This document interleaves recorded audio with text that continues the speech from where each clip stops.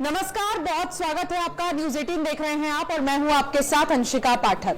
Iran, Israel, America के बीच war like situations बने हुए हैं। लगातार मिसाइलें दागी जा रही हैं, कई तरह के हमले किए जा रहे हैं और इस बीच बातें ये भी सामने आ रही है कि एलपीजी की कमी हो सकती है, पेट्रोल डीजल की कमी हो सकती है और बहुत तरह की बातें हो रही है। लेकिन आज इसी मुद्दे पर करेंगे हम चर्चा। हमारे साथ मौजूद है फॉरेन एक्सपर्ट, हमारे साथ इस वक्त है विजय सरदारा जी। विजय जी, आपका बहुत स्वागत है। और मेरे साथ मेरे सहयोगी मौजूद है अंकुर त्यागी जी। अंकुर जी, आपका बहुत स्वागत है। सर, सबसे पहले तो यही कि 1 महीने से ज्यादा का वक्त हो चुका है, दूसरे महीने में ये वॉर एंट्री कर चुका है। कैसे देख रहे हैं आप, किस ओर जा रहा है ये पूरा वॉर? देखिए, स्थिति बिगड़ती जा रही है। जितना ये जो युद्ध है लंबा चलेगा उतने ज्यादा प्लेयर्स इन्वॉल्व होंगे। पहले महीने में आपने देखा था कि सिर्फ ईरान के साथ इजराइल और अमेरिका की भिड़ंत थी। अब आपने देखा यमन से हुतीज भी जुड़ गए हैं, हिजबुल्लाह के सामने भी स्थिति सामने दिख रही है। अब जैसे जैसे ये लड़ाई बढ़ेगी जी, तो नुकसान भी बढ़ेगा और कई लोग जो है प्रभावित हैं वो भी इसमें इन्वॉल्व होंगे। तो ओवरऑल सिचुएशन कॉम्प्लिकेटेड है। और दूसरी तरफ जो चिंता की बात यह है कि पहले महीने तो चलिए आपके गोडाउन्स भरे हुए थे, सप्लाई आपके पास सबके पास थी।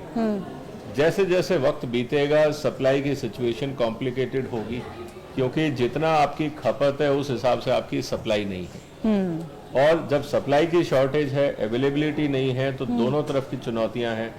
एक तो अवेलेबिलिटी नहीं है और दूसरा दाम बढ़ेंगे। तो दोनों तरफ से आपको चुनौतियां हैं। और भारत के लिए सबसे बड़ी चुनौती ये है कि जो मिडिल ईस्ट है जहां युद्ध चल रहा है वो भारत के लिए काफी बड़ा एक्सपोर्ट मार्केट भी है और हमें वहां से करीब साल का 50-60 बिलियन डॉलर का रेमिटेंस भी आता है जी। वो भी रुक जाएगा तो हमें दोहरी मार पड़ेगी। इसीलिए भारत के लिए चिंता काफी ज्यादा है, क्योंकि हमें 145 करोड़ लोगों के वेलफेयर को देखना है। अच्छा सर, मैं आपसे ये समझना चाहूँगा कि जैसे पेट्रोल डीजल की आपने बात की कि उनके दाम तो ऑब्वियसली बढ़ेंगे, लेकिन अगर ये युद्ध लंबा खिंचता है तो क्या आपको लगता है कि ऐसे में इंडिया को, क्योंकि हमारी एनर्जी का पूरा वहाँ से आता है, तो इंडिया को अब प्रोएक्टिवली इस चीज़ को समझना चाहिए कि भाई ये युद्ध रुके ताकि हमारी जैसी दुनिया की बड़ी अर्थव्यवस्था है, इमर्जिंग इकोनॉमी है, उसका भी बचाव होगा। तो क्या आप देखते हैं कि भारत को में एक प्रोएक्टिव अप्रोच की ज़रूरत है? निश्चित रूप से, और भारत के पास बहुत अच्छा मौका भी था, क्योंकि जब लड़ाई शुरू हुई उस समय भारत ब्रिक्स का चेयरमैन था इस साल का। अगर मैं कहूँ अध्यक्षता भारत के पास थी। ईरान ब्रिक्स मेंबर है।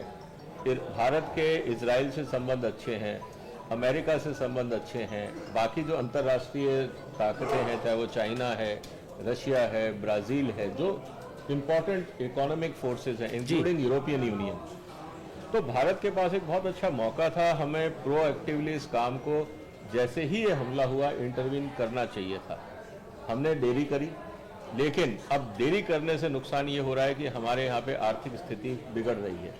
हमारे यहाँ ही नहीं, अमेरिका में भी हालत खराब है, यूरोप में हालत खराब है, चाइना में मुश्किलें बढ़ रही हैं, जापान कोरिया की हालत खराब है, मलेशिया इंडोनेशिया की हालत खराब है। वर्चुअली आप ये समझ लीजिए कि लड़ाई से पहले ईरान दुनिया का 4% जो क्रूड है वो कंट्रोल करता था। लड़ाई के बाद आज ईरान 20% कंट्रोल करता है। बिल्कुल, क्योंकि हुर्मुज से 20% निकलता है, अब वो निकल नहीं रहा। और अगर कल को रेड सी पे अटैक होता है, अगर हुतीज भी आके कहते हैं कि हम इस लड़ाई को वहां भी जारी रखेंगे और किसी को निकलने नहीं देंगे, तो आप ये समझ लीजिए ये कंट्रोल 32% हो जाएगा। तो सर, जो ये बातें हो रही है कि एलपीजी हमारे देश में है, हमारे पास पर्याप्त पेट्रोल डीजल है, क्या ये बातें सिर्फ बन बहलाने के लिए है? क्या वाकई हमारे पास है पेट्रोल डीजल एलपीजी सब कुछ है वॉर लाइक सिचुएशंस के हिसाब से? देखिए, आप इसको इस तरह से देखिए कि आज आपके फ्रिज में खूब खाना पड़ा है, हाँ, आपका पेट भी भरा हुआ है, आप अगले हफ्ते की सोच ही नहीं रहे। आपको लग रहा है आज पेट भर गया, आज तसल्ली से सोएंगे, कल की कल देखेंगे। अगर हम उस मानसिकता से चले तो 150 करोड़ के आसपास जो देश की आबादी है उसके लिए चुनौतियां होंगी। तो हमारे पास आज जो तेल भंडार है वो आपके लिए, अगर जिस तरह से हमारा टोटल रिजर्व है, अगर मैं स्ट्रेटेजिक रिजर्व की बात करता हूं, तो आपके पास करीब 5 दिन का। लेकिन अगर आप जो कंपनियों के पास पेट्रोल डीजल पड़ा है, चाहे वो आईओसी है, चाहे रिलायंस है या बाकी रिफाइनरीज हैं, उनका सबका मिला लें तो आप ये कह सकते हो कि शायद हमारे पास महीने 1.5 महीने का होगा। लेकिन अगर खपत उसी हिसाब से जारी रही तो चुनौतियां आएंगी। तो जिस दिन लड़ाई शुरू हुई थी उस दिन मैंने अपने वीडियो में और प्रेस में जहां पे भी मैंने इंटरव्यू दिया था, मैंने ये कहा था कि सरकार को तुरंत इमरजेंसी प्रोविजंस लागू कर देने चाहिए, क्योंकि ये लड़ाई लंबी चलेगी, ये रुकने वाली नहीं है। आने वाले समय में अगर स्ट्रेट ऑफ हार्मुज खुला ही नहीं तो फिर क्या होगा? देखिए, जो हालात हैं, अगर लेटेस्ट डेवलपमेंट आप देखें तो ट्रंप साहब इस लड़ाई से निकलना चाह रहे हैं, वो फंस गए। हाँ वहां भी चुनाव है, राजनीतिक मजबूरियां हैं और आर्थिक मजबूरियां जी। उनको कुछ मिल नहीं रहा। वो भी चाहते हैं कि ये लड़ाई किसी तरह से रुके, अगर नहीं रुके तो अमेरिका इस लड़ाई से बाहर निकले। जब ऐसी स्थिति होती है तो हॉर्मुज के आसपास ईरान का कब्जा और मजबूत होगा, और उसके बाद अब ईरान डिसाइड करेगा कि हॉर्मुज से किसको निकलना है और किसको नहीं निकलना जी। तो एक तो स्थिति ये है सप्लाई साइड की। दूसरा, जिस तरह से डिस्ट्रक्शन हुआ है, वहां पे रिफाइनरीज टूटी हैं, पोर्ट्स के ऊपर हमला हुआ है, बाकी चीजें हुई हैं, तो सिचुएशन नॉर्मल आने में कई महीने लगेंगे। तो हम ये कह सकते हैं कि चलिए साइकोलॉजिकली हम कह सकते हैं कि लड़ाई बंद हो गई, लेकिन क्या स्थिति नॉर्मल हो जाएगी, उसके लिए कम से कम आपको 6 महीने और देखना पड़ेगा।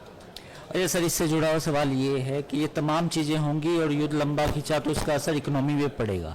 इकोनॉमी की बात कर लेते हैं। इकोनॉमी में आपने देखा होगा एफडीआई में जो था उसकी ग्रोथ नेगेटिव आ रही थी। एफडीआई के जो इंडिया में जो एफडीआई था उसकी संख्या कम हो रही थी।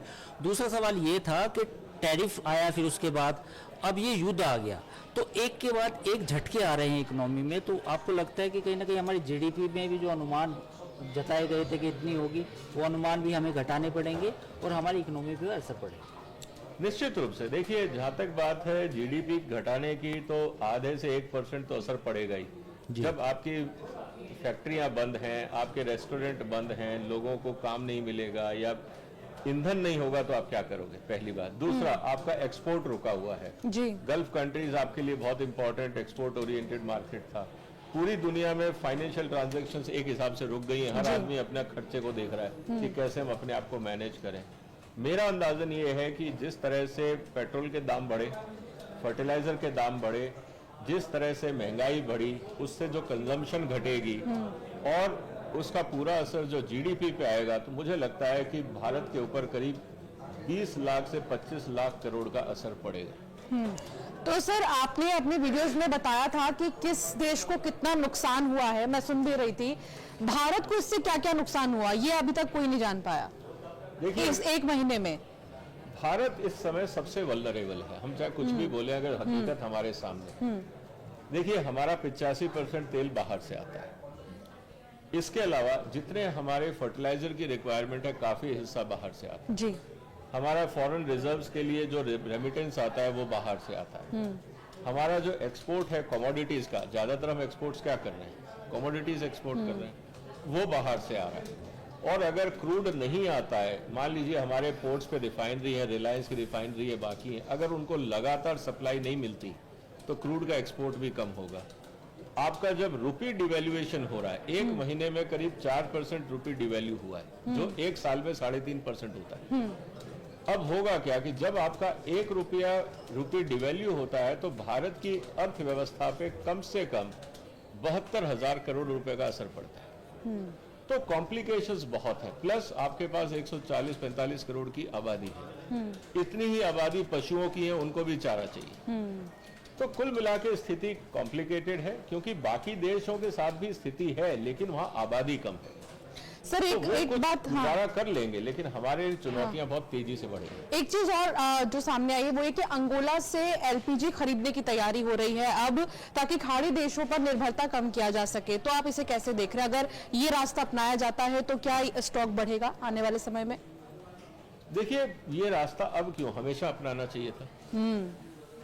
देखिए, म्यूचुअल फंड में आप लोग क्या सिखाते हैं फाइनेंशियल मार्केट में, कि किसी भी एक इक्विटी में आप 5% से ज्यादा नहीं डालें। पर्पस ये था कि अगर एक कंपनी डूबती है तो कम से कम पूरा पैसा ना डूबे। जब देश की बात आती है तब हम प्लानिंग क्यों नहीं करते? एग्जैक्टली।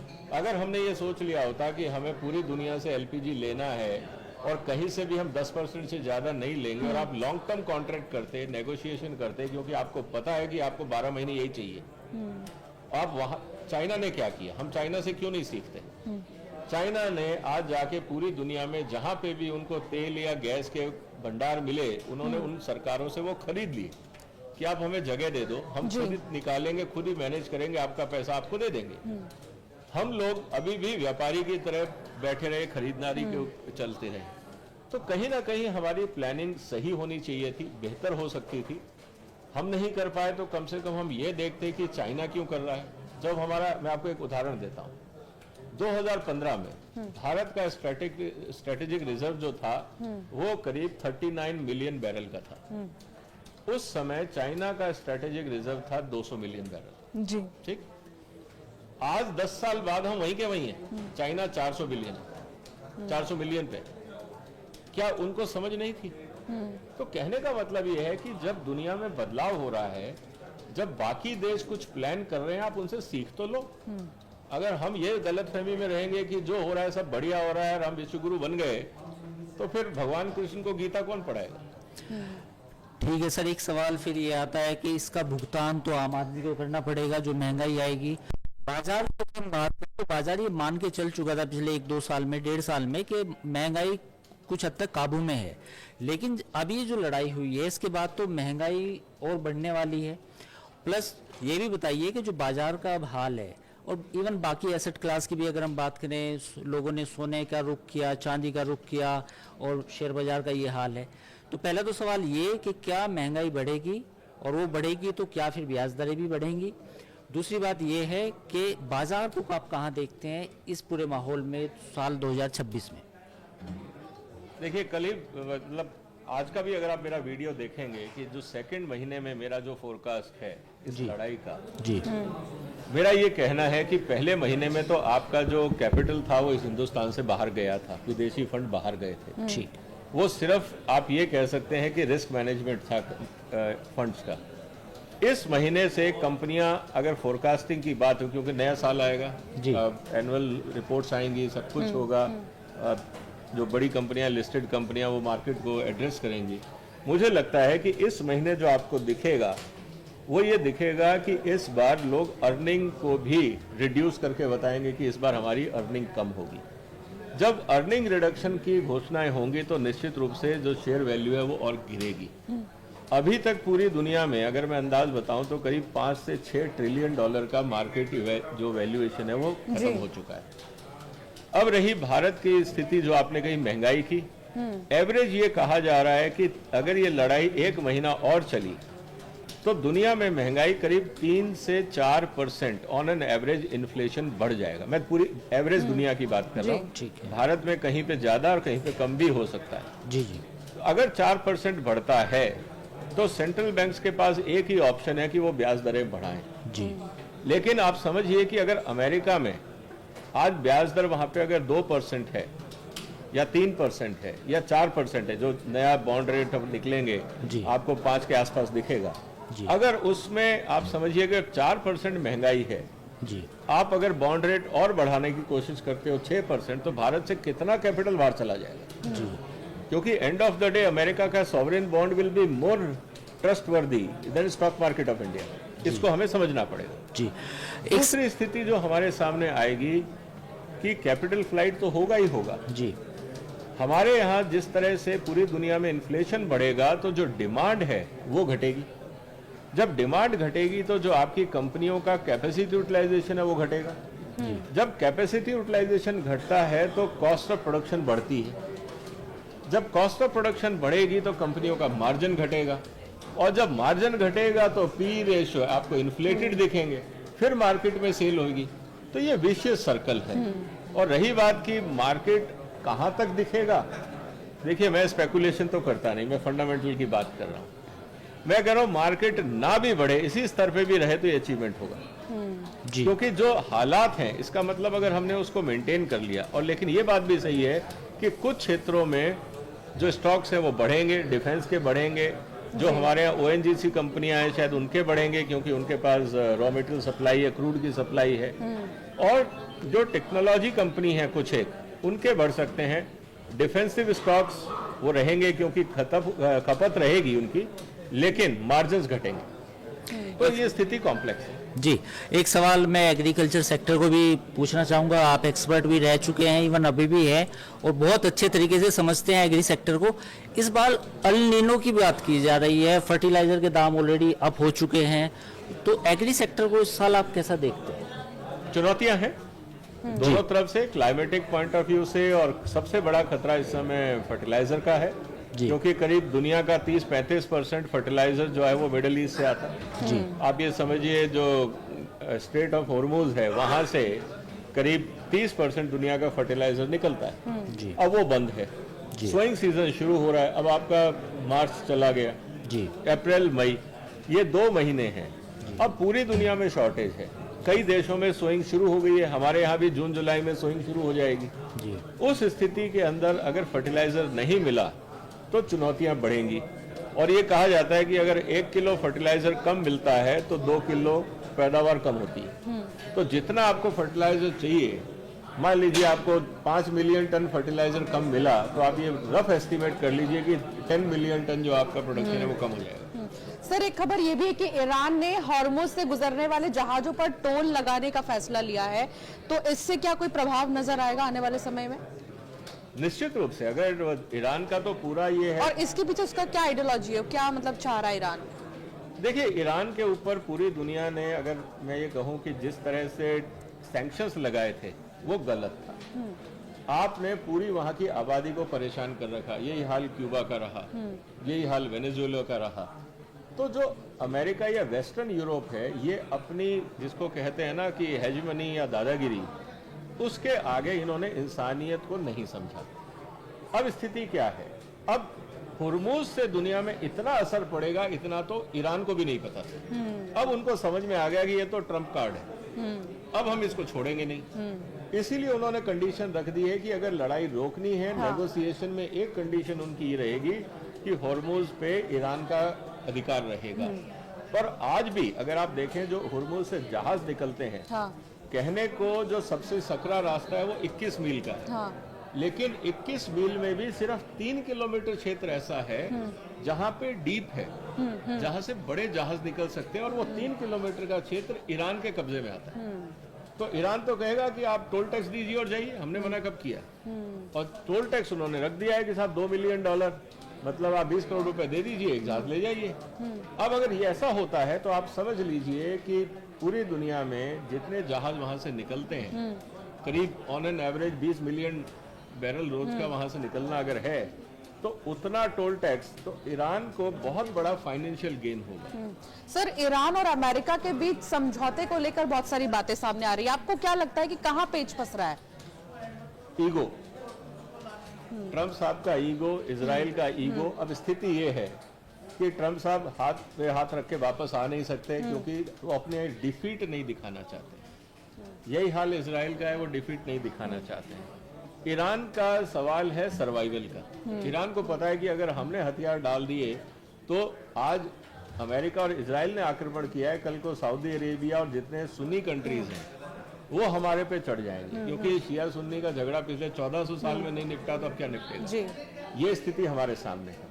तो उनके एग्जिस्टेंस का सवाल है, तो वो तो लड़ेंगे आखिरी दम तक। लेकिन अब ट्रंप साहब को भी समझ में आ रहा है कि ये ईरान को हराना इतना आसान नहीं है। और मैं कई बार कह चुका हूं कि आप अफगानिस्तान में कुछ नहीं कर सके, आप इराक में कुछ नहीं कर सके, गाजा जैसी छोटी सी जगह जो total area 10 kilometre by 45 kilometre का है, 2 साल आपको लग गए वहां से अपने बंधकों को छुड़ाने में, और वो तब भी नहीं कर पाए, आपको समझौता करना पड़ा। अब इतने बड़े ईरान में आप वहां घुस के क्या निकालोगे और घुसोगे कैसे? तो ट्रंप साहब को ये बात देर में समझ आ रही है, लेकिन धीरे धीरे समझ आ रही है कि ये फंस गए हैं, और कोशिश ये रहेगी कि कोई रेस्पेक्टेबल एग्जिट रास्ता निकले। इज्जत बचा के भागने वाली बात है। अब वो इज्जत बचाने का रास्ता क्या है, अब उनको ये समझ में नहीं आया। और ईरान को मौका मिल गया है कि अब मैं पीछे नहीं हटूंगा, क्योंकि अब मुझे दुनिया में अपनी जगह बनाने का पूरा मौका मिल गया। तो ये स्थितियां हैं, मुश्किल है, लेकिन ठीक है सबके सामने। जी, एक एनालिसिस है कि अमेरिकन जो रडार लगे हैं खाड़ी देशों में, वहाँ पर उनमें जो रेयर अर्थ मटेरियल की जो मैग्नेट्स लगी है वो मेड इन चाइना है। दूसरी तरफ जो ईरान मिसाइल डालता है तो वो जो जीपीएस है वो भी चाइनीज जीपीएस है। तो आपको लगता नहीं कि इस पूरी लड़ाई में चीन जो है असली विजेता तो चीन है? निश्चित रूप से। देखिए क्या है कि कोई भी देश आज की तारीख में, जब हमारे यहाँ पे भी ऑपरेशन सिंदूर हुआ था तो हमने टेक्नोलॉजी इजराइल से भी ली थी जी हमारे पास राफेल फ्रांस के भी थे जी हमारे पास अपनी इन हाउस टेक्नोलॉजीज भी थी जी तो आज टेक्नोलॉजी के मामले में इंटरकनेक्टिविटी है। जब मुझे पता है कि जीपीएस, जैसे हमारे यहाँ पे कारगिल के समय में अमेरिका ने जीपीएस के सिग्नल देने से मना कर दिया था। अब ऐसी स्थिति के अंदर अमेरिका पे कौन भरोसा करेगा? तो दुनिया एक दूसरे से सीखती है। ईरान ने देखा अमेरिका किस तरह से दादागिरी कर सकता है या सिचुएशन पे धोखा दे सकता है, तो उन्होंने अपना पूरा सिस्टम चाइनीज और रशिया के ऊपर डिपेंडेंट कर दिया। जी चाइना का इंटरेस्ट है कि अमेरिका थके और लड़ाई लंबी चले, क्योंकि जितनी लड़ाई लंबी चलेगी उतना अमेरिका आर्थिक रूप से और सामरिक रूप से कमजोर होगा। अभी मैं एक और वीडियो बना रहा हूं जिसमें ये कि जितने हथियार इनके पास हैं, अब कितने दिन का जखीरा बच गया। अब वो स्थिति ये लग रही है कि ये महीना होते होते मुझे नहीं लगता इनके पास हथियार बचेंगे। अब जब आपके पास हथियार ही नहीं बचे, और मजे की बात क्या है कि जितने हथियार इन्होंने 4 साल में प्रोड्यूस किए थे वो 2 दिन में लगा दिए। टॉम हॉक का भी उसमें जिक्र है। तो अब स्थिति ये है कि अगर इनको अब चाइना से लड़ाई करनी पड़ेगी, मान लीजिए ताइवान को लेकर, तो अमेरिका को 10 साल पहले हथियार प्रोडक्शन करने पड़ेंगे। तो इसका मतलब लड़ाई 10 साल के लिए टल गई। तो आपको लगता है सर 2026 में ताइवान चीन के हिस्से में चला जाएगा? देखिए चाइना को भी पता आपकी कोई है। प्रेडिक्शन है सर, भविष्यवाणी? जैसे आजकल यूट्यूब पे प्रोफेसर जियांग है और बहुत सारे लोग हैं, उन्होंने भविष्य, आप करना चाहेंगे कि ताइवान का क्या होना है? नहीं, मुझे नहीं लगता। देखिए ताइवान के साथ अटैक करके लाने से कोई फायदा नहीं है। अमेरिका भी देखो, थोड़ा बहुत जो भी हथियार है वो चाइना का भी नुकसान होगा, ताइवान का भी होगा। हांगकांग भी लिया था चाइना ने, बाकी जगह भी उन्होंने काम किया। लेकिन मुझे ये लगता है कि चाइना ने अपनी गलतियों से सीखा है। वो ताइवान को धीरे धीरे आर्थिक रूप से अपनी तरफ खींचेंगे और ये कह देंगे कि ठीक है, आप मेन लैंड के पार्ट हो जाओ लेकिन ऑटोनोमस रीजन रहो। सर खार्गद्वीप कहने का को मतलब ये है, वो ये कहेंगे जैसे हांगकांग हुआ कि आप पार्ट ऑफ चाइना हो बट यू आर ऑटोनोमस। यही अप्रोच मुझे लगता है वो ताइवान में अपनाएंगे। कब्जा करने की मुझे नहीं लगता कि कोई जरूरत भी है। खार्गद्वीप को लेकर आपका क्या कहना है, जिसके पीछे ट्रंप पड़े हुए हैं, अब उसकी धमकी दे रहे हैं ईरान को, इस पर कब्जा कर लेंगे? देखिए वो बहुत ही इलॉजिकल डिसीजन है, क्योंकि ट्रंप को ये पता है कि खर्गद्वीप में अपना प्रोडक्शन नहीं है। जो खर्गद्वीप है वो एक, आप कह सकते हो, डिलीवरी सेंटर, प्लेटफॉर्म है। वहां पे ऑयल नहीं है, वहां पे इंफ्रास्ट्रक्चर है। आप उस इंफ्रास्ट्रक्चर को अगर तोड़ते हो तो पहली बात तो ईरान ने बोल दिया है कि साहब हम भी रिटेलिएट करेंगे। तो अगर ईरान का तेल नहीं आया बाजार में, जबकि 90% ईरान का डिस्पैच वहां से होता है, तो दुनिया में और कमी होगी। और ईरान ने अगर बाकी जो पोर्ट रिफाइनरीज और पोर्ट इंफ्रास्ट्रक्चर हैं बाकी देशों के, वो तोड़ दिए तो और मुश्किल हो जाएगी। तो रिपेयरिंग में आपको 2-4 साल लग जाएंगे। तो ये मूर्खता मुझे नहीं लगता अमेरिका करेगा। धमकाएगा जरूर, लेकिन शायद नहीं करेगा। करेगा तो कीमत बहुत भारी होगी। दूसरी तरफ खर्गद्वीप में ऑलरेडी जब पता है कि ये मेरा इंपॉर्टेंट इकोनॉमिक एजेंडा है वहां पे, तो आपको क्या लगता है ईरान ने वहां तैयारियां नहीं की होंगी? छोटा सा आइलैंड है, उसके चारों तरफ उन्होंने ऑलरेडी माइंस बिछा दी होंगी, और जितने भी वहां पे इंफ्रास्ट्रक्चर या बिल्डिंग्स हैं या सुरंगें बनाई होंगी, सब जगह उन्होंने पहले से ही अपने फौजी तैयार रखे होंगे। तो इतना आसान नहीं है। और अगर मान लीजिए अमेरिका ने कब्जा कर भी लिया, तो एक फौजी जब वहां उतरेगा, अमेरिकन फौजी, उसके पास 1 या 2 दिन का खाना होगा। तीसरे दिन उसको सप्लाई आप दोगे कैसे? वो तो अलग अलग जगह छुपे हुए बैठे होंगे, उन तक खाना कैसे पहुंचाओगे, पानी कैसे पहुंचाओगे? ये सुसाइडल मिशन होगा। जो वहां लैंड करेगा वो वापस कैसे आएगा? ये ट्रंप को भी शायद समझ में आ रहा होगा कि उससे डिजास्टर हो जाएगा अमेरिका में। तो ये धमकाने की बात है, वो करेंगे नहीं, जहां तक मेरे को लगता है। अगर इस युद्ध के सबक की बात की जाए तो 2-3 सबक मोटे मोटे जो मुझे दिखाई देते, बाकी सर बताएंगे। तो कहीं ना कहीं सर ये जो आपने स्ट्रेटेजिक रिजर्व की बात बताई, तो ये तो सबसे बड़ा सबक होना चाहिए, क्योंकि अगर लड़ाई हमारी पाकिस्तान से 1 महीना चली तो उसमें तो हमें बहुत सारा तेल और ईंधन चाहिएगा। और अगर हमारी लड़ाई कल किसी और कंट्री से हुई, बाई चांस चीन से हुई, तब भी हमें स्ट्रेटेजिक रिजर्व बनाना चाहिए। तो क्या आप ये मतलब आपका सुझाव, 3 ऐसे सुझाव जो आप देना चाहेंगे सरकार को या जनता को जागरूक करना चाहेंगे? देखिए, मैंने इस पे बहुत डिटेल्ड वीडियो बनाया है कि ईरान वॉर से भारत की कमजोरियां भी उजागर हुई। जी, मेरे YouTube चैनल पे आप देख सकते हैं। वहाँ मैंने कुछ बातों का जिक्र किया है कि 85% तेल हम आयात कर रहे हैं, मतलब कि इस समय हम क्रूड की बात कर रहे हैं। जी, आपको ये अब पता लग जाएगा कि साहब आने वाले दिनों में अगर 1 महीना भी डिसरप्शन होता है या अटैक होता है तो 1 महीने के लिए अगर काम रुकता है तो आपके पास रिजर्व्स होने चाहिए। तो आपको ये भी देखना पड़ेगा कि चाइना की आबादी हमारे जितनी है लेकिन उनका रिजर्व हमारे से कम 20 गुना ज्यादा है। जी, तो ऐसा क्यों, उसको समझना होगा, पहली बात। दूसरा, हमारे यहाँ खाने का तेल भी 70% आयात होता है। और कल को मान लीजिए कि हमारे यहाँ पे मलेशिया और इंडोनेशिया ने किसी कारण से कह दिया हम खाने का तेल नहीं दे रहे या रेट डबल कर देंगे, तब क्या होगा? बिल्कुल, वो स्थिति बिगड़ सकती है। दालें आप लोग इंपोर्ट करते हो अपने यहाँ महंगाई घटाने के लिए। दालें आती हैं अफ्रीका से, ऑस्ट्रेलिया से, थोड़ा बहुत हमारे यहाँ कनाडा से। जी, अगर मान लीजिए वहाँ पे, मैंने एक कहा था जब मैं लास्ट टाइम अफ्रीका में था एक पल्स कॉन्फ्रेंस के लिए, जी, तब मैंने कहा कि अगर वहाँ से 2 मिलियन टन भी अगर मान लीजिए चाइना ने खरीद ली तो आपके लिए दाल नहीं बचेगी, चाहे वो खरीद के अपने पशुओं को खिला दे। जी, आपके यहाँ दालों के रेट 300 से 400 हो जाएंगे। उस स्थिति में क्या होगा? तो हमें हर क्षेत्र में, हमारी दवाइयों का केमिकल चाइना से आता है करीब 60 से 70%। हमारे यहाँ पेस्टिसाइड के सारे केमिकल ज्यादातर बाहर से आते हैं। जितनी नई मॉलिक्यूल्स हैं वो हम बाहर से ले रहे हैं। हमारे यहाँ पे बाकी जो आप जितना भी असेंबली कर रहे हो मोबाइल की और इलेक्ट्रॉनिक्स की, वो सारे पार्ट्स बाहर से आ रहे हैं। तो हमारा जो इकोनॉमिक डिपेंडेंसी है वो इंपोर्ट ओरिएंटेड है। हमारे यहाँ पे बहुत बड़ा रिस्क है। बिल्कुल। तो इसीलिए भारत सरकार को ईमानदारी से हर मंत्रालय का और हर सेक्टर का ऑडिट करना चाहिए।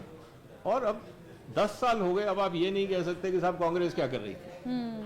अब आपको जिम्मेवारी लेनी पड़ेगी, अब ये टाल नहीं सकते। और अब अगर गलतियां होती हैं तो उसका पूरा का पूरा अकाउंटेबिलिटी रूलिंग सरकार की होगी, आप किसी और पे दोष नहीं दे सकते।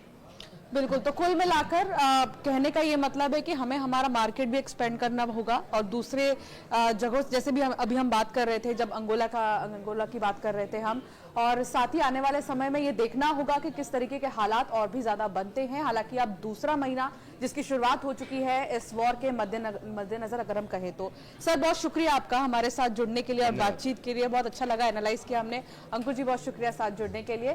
फिलहाल इतना ही।